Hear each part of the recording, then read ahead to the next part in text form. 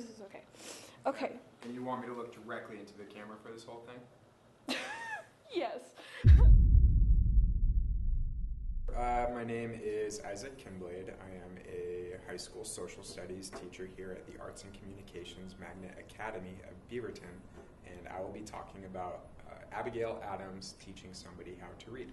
So first of all, Abigail Adams is like one of my favorite people in U.S. history, period, and it is because of her that I hate the expression founding fathers. Abigail Adams is the founding mother of the United States, and she gets like no credit for this, and that just bums me out.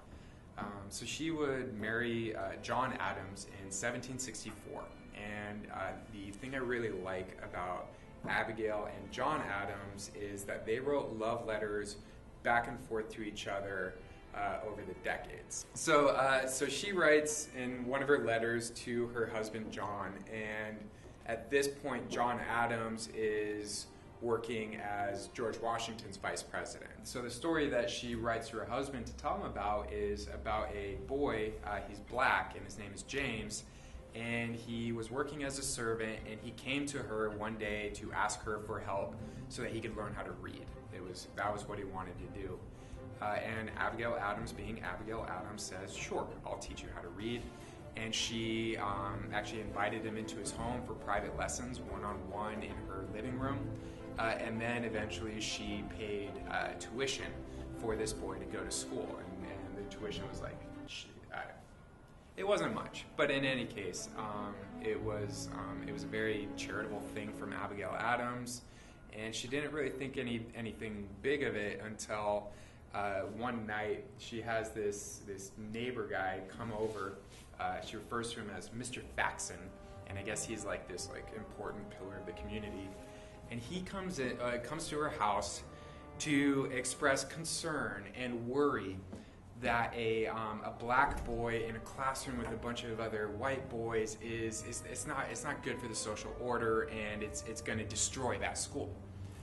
And Abigail Adams didn't buy that for even a second, and she goes at this Mr. Faxon with her questions. So she asks first, well, is there space in this classroom for this boy James? Is there a seat?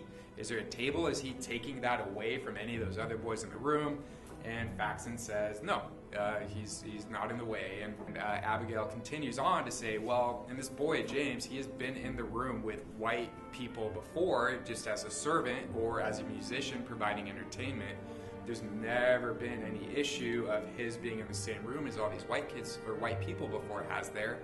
And this Faxon guy, he's starting to back up, and he's saying, well, it's not like I have a problem with James being in the school. It's some of the boys that are at the school, they're expressing their concerns, and I'm just the messenger. I'm just relaying this. And Abigail Adams, she just follows up to say, well, who's complaining? Which boys? Why aren't they here? How about they come over and they can explain to me what the big problem is with this boy James in their class? And at this point, according to the letter that she wrote, Faxon surrendered. And he was like, all right, Abigail, you're right. Obviously, you have a bunch of really good points, but Abigail is not done. Hey, Mr. Faxon, you're a Christian. I'm a Christian. Don't our Christian principles require us to do unto others as we would have done to us? Of course, the answer to that question is yes.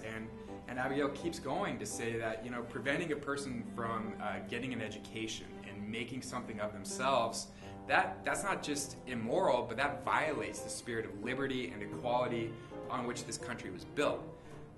And Abigail being Abigail, this is what made her Abigail Adams, is that by the end of this, she sets Faxon straight and he leaves smiling. And the thing that she left him with was to say, and again, if anybody wants to complain to you about a black boy being in that classroom, you have them come and talk to me. I'd love to have a conversation with them about that. And that boy, James, he kept going to school. Which it's a small story. It's not a major event, but I think it's just a really good,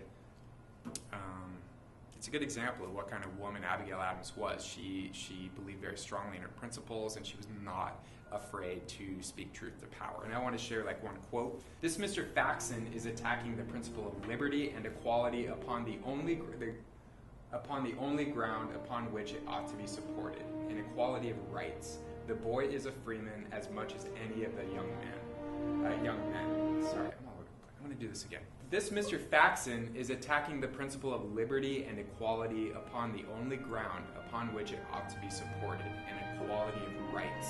The boy is a freeman as much as any of the young men, and merely because his face is black, is he to be denied instruction? How is he to be qualified to procure a livelihood? Is this the Christian principle of doing to others as we would have others do to us? Yeah. That was the quote from Abigail Adams, and that was the time she taught a boy how to read and told Mr. Faxon to shut up and mind his own business. Yay. The end.